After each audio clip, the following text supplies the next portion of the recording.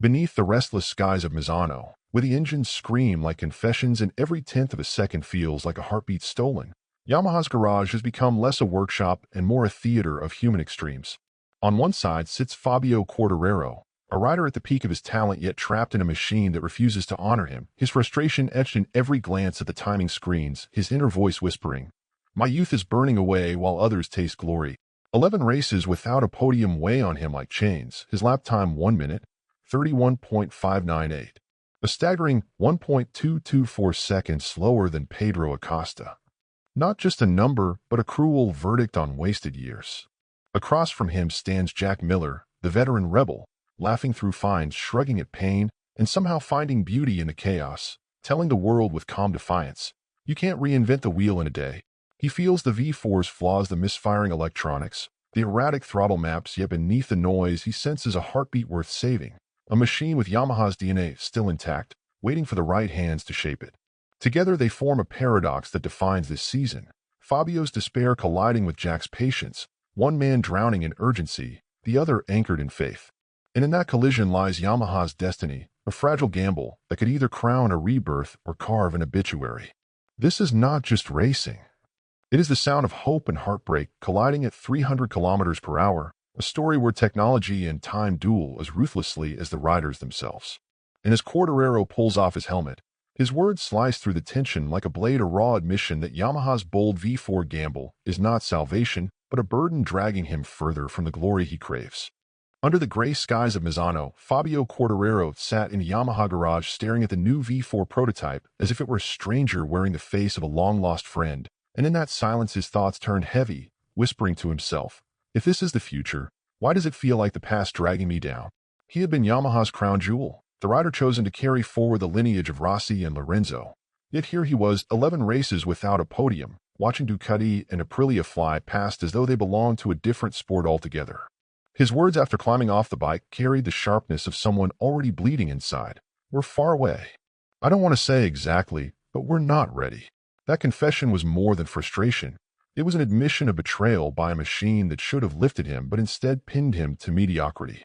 The telemetry told its own cruel story. His fastest lap on the V4 at 1 minute, 31.598 seconds.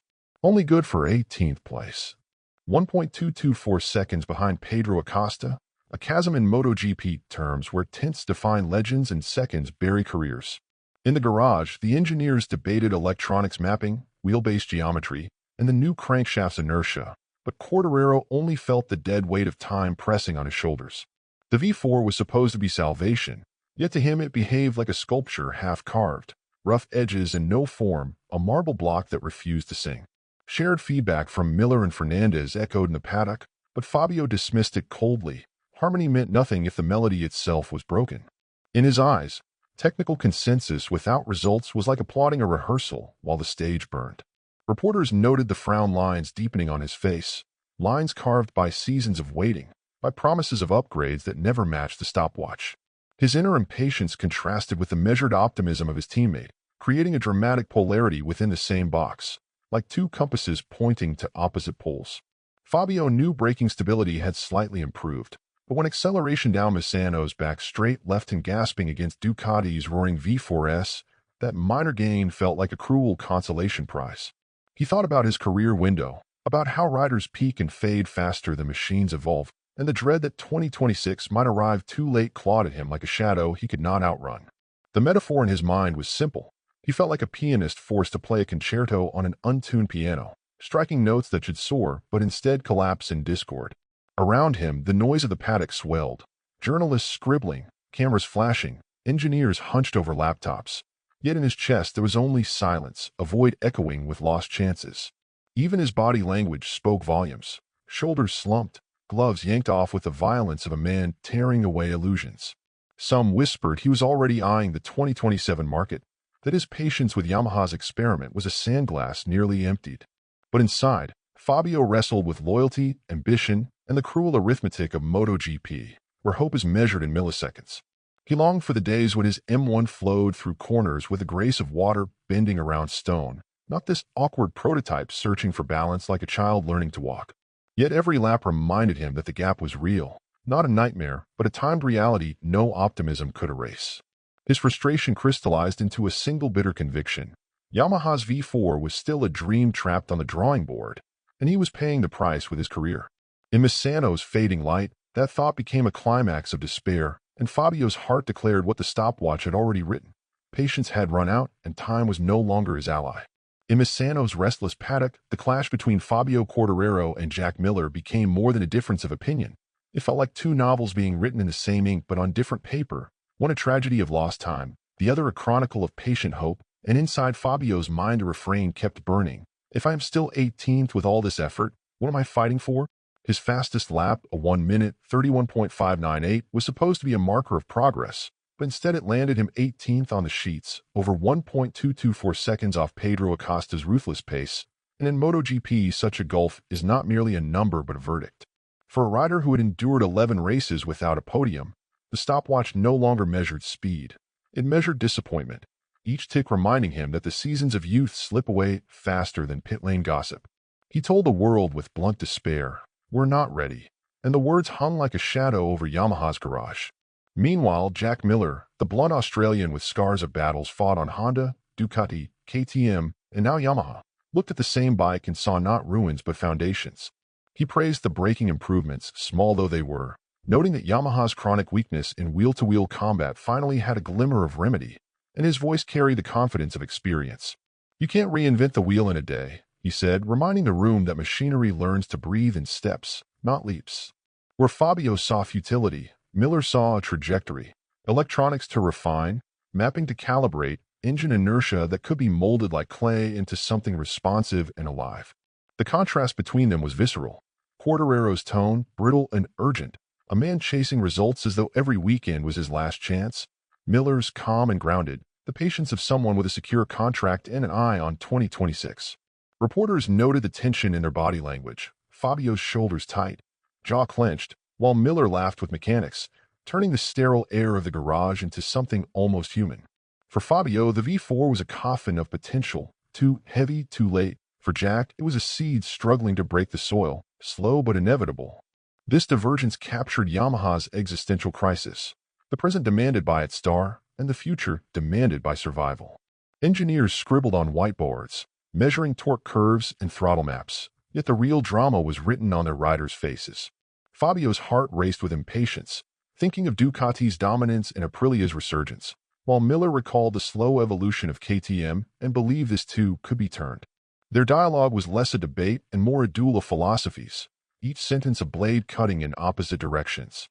Fabio's despair mirrored the stopwatch, Miller's optimism mirrored the blueprint. Between them, Yamaha's destiny hung trembling, a pendulum undecided, its rhythm beating faster with every lap. And as night settled over Misano, the paradox stood tall, one man broken by seconds, another lifted by possibilities, and both truths collided in a single sentence that echoed through the paddock. Yamaha was not yet ready, but perhaps, just perhaps, it was not yet lost. Fabio Quartararo's words cut sharper than the whine of the V4 itself, his voice weary yet firm. "Right now, we are not where we should be, not even close." It wasn't an outburst. It was resignation dressed as clarity, a public acknowledgement that Yamaha's bold experiment was still crawling while rivals were already sprinting. The stopwatch mocked him with merciless precision, showing gaps that in MotoGP aren't just numbers but entire careers sliding away. Engineers huddled around screens pointing to incremental gains in braking stability, data traces hinting at progress, but Fabio's eyes told another story, doubt carved deep, a reflection of a man who had waited too long for promises that evaporated in the heat of competition.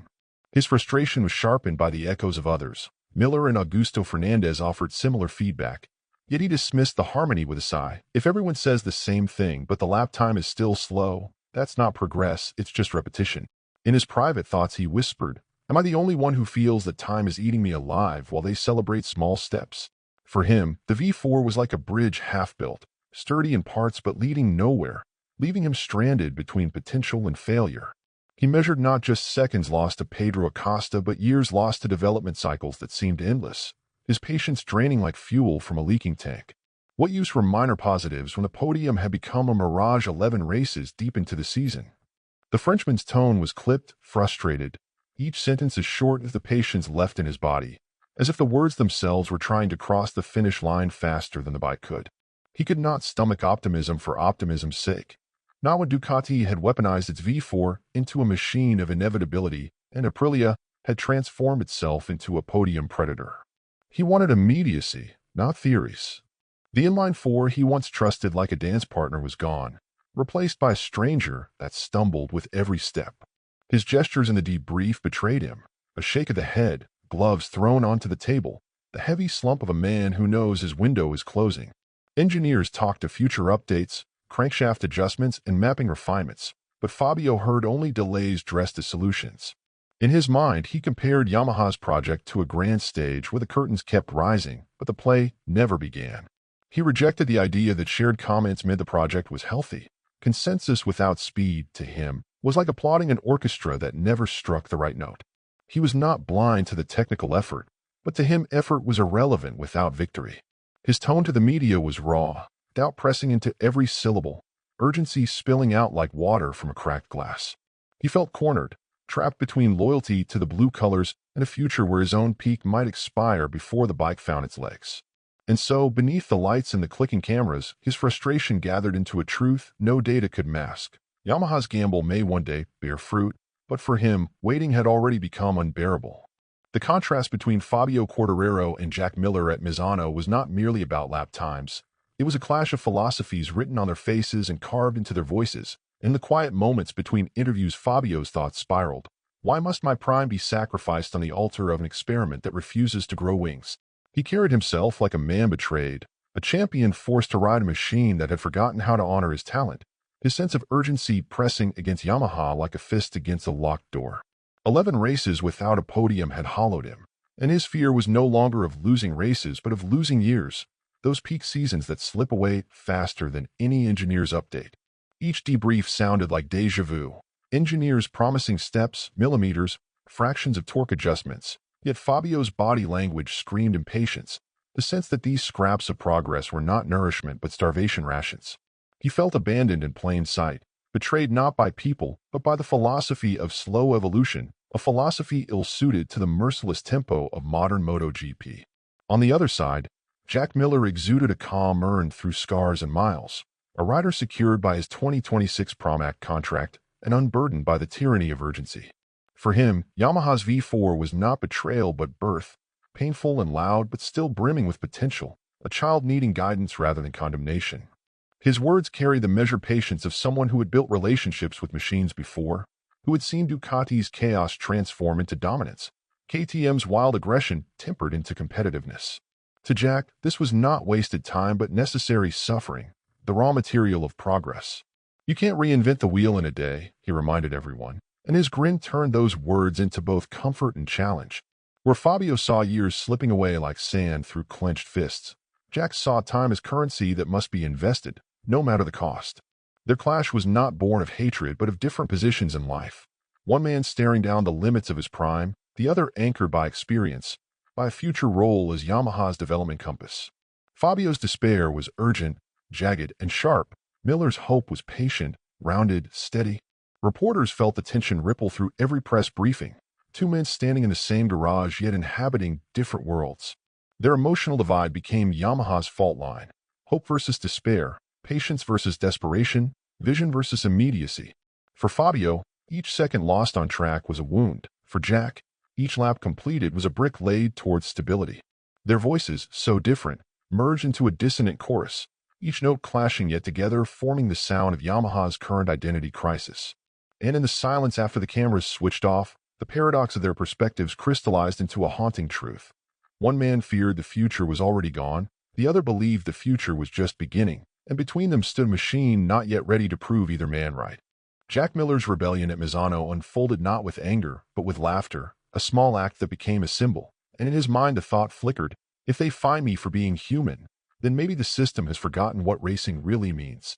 After the test, instead of heading dutifully back to the garage, he spun his bike the wrong way down pit lane, gloves in hand, to deliver them to a fan who had raised a beer in salute. It was a reckless gesture by rulebook standards, but to the crowd it was pure theater, a reminder that MotoGP was not only about lap times and telemetry, but about flesh, sweat, and connection. The stewards reacted swiftly with a €2,000 fine, their paperwork as cold as the gesture was warm, yet Miller's response turned the punishment into a punchline. No, I didn't get the beer and I got a €2,000 fine. Good day. His humor carried a sting, though, and when he added, when Dorna decided to use the video to promote it all on socials, I'll be sure to say that €2,000 fine is ridiculous. The hypocrisy was laid bare. The incident revealed a truth too often hidden beneath the corporate polish of modern racing. Miller embodied the bridge between riders and fans, that raw immediacy Liberty Media desperately wanted to bottle in its new era of MotoGP. In the technical briefings, he was a development anchor, but out on the asphalt, he was still the farm kid from Townsville, unfiltered and unafraid to color outside the lines. Fans loved him not just for his riding, but for his refusal to hide behind PR scripts, for his ability to turn fines into folklore. Engineers might speak of brake stability and engine inertia, but Miller's defiance reminded everyone that racing is as much about heartbeats as it is about horsepower. He became the antithesis of sterile regulation, injecting humanity into a sport that risks drowning in its own data. The metaphor fit easily. Miller was the crack in the glass that made the light refract more beautifully, imperfect but unforgettable. Liberty Media, chasing virality and fan engagement, could not have scripted a better moment, even as their officials penalized it. In that contradiction lay the essence of MotoGP's struggle, rules colliding with spirit, conformity punishing connection. For Miller, it was never about rebellion for rebellion's sake. It was about instinct, about honoring the fan who had offered him not just a beer but a reminder that racing lives in the grandstands as much as in the garages. The laughter with which he told the story disarmed even his critics, turning discipline into drama, bureaucracy into anecdote. And when the cameras replayed the clip, what audiences remembered was not the fine but the rider's grin, the authenticity of a man who chose humanity over protocol. In the end, his rebellion was not about euros or rules. It was about preserving the pulse of MotoGP in a time when corporate sheen threatened to polish away its soul. And so, with one simple gesture and one biting quip, Jack Miller reminded the world of a truth worth every cent of that fine, that the sport is nothing without the raw, unfiltered bond between its riders and the people who believe in them.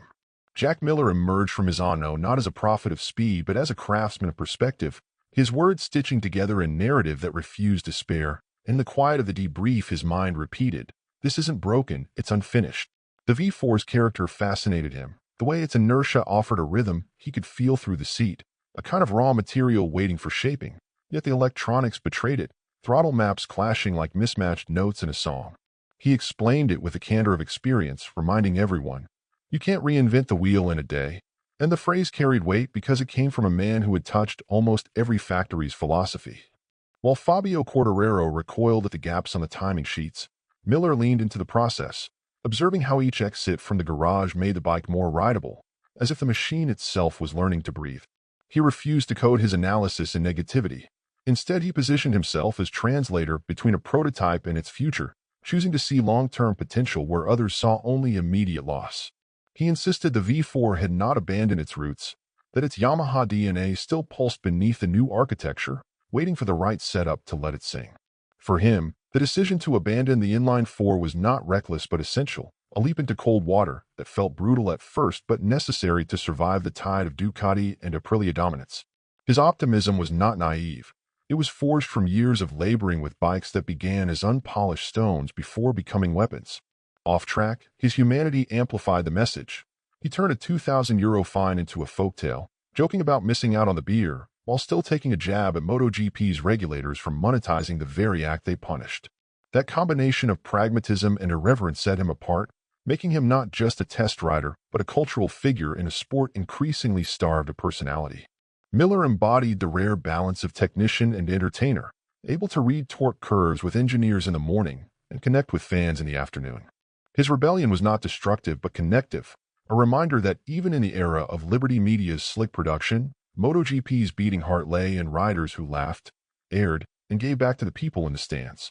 The metaphor fit neatly. He was less a warrior and more a gardener, patient with soil that needed seasons to bear fruit.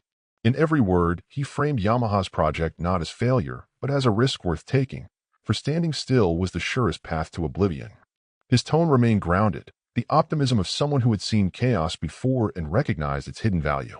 Engineers valued his feedback not for sweetness but for its clarity, its ability to separate what could be fixed tomorrow from what required months of patience.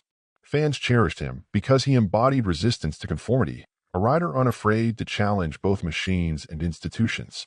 And as the sun set over Misano, Miller's presence crystallized into something Yamaha desperately needed, not just a rider chasing podiums, but a compass pointing forward, reminding the team that progress, however painful, was still progress. Yamaha's crossroads in 2025 was not a line drawn in the sand, but a chasm opening beneath their feet, and inside the paddock whispers carry the same haunting question.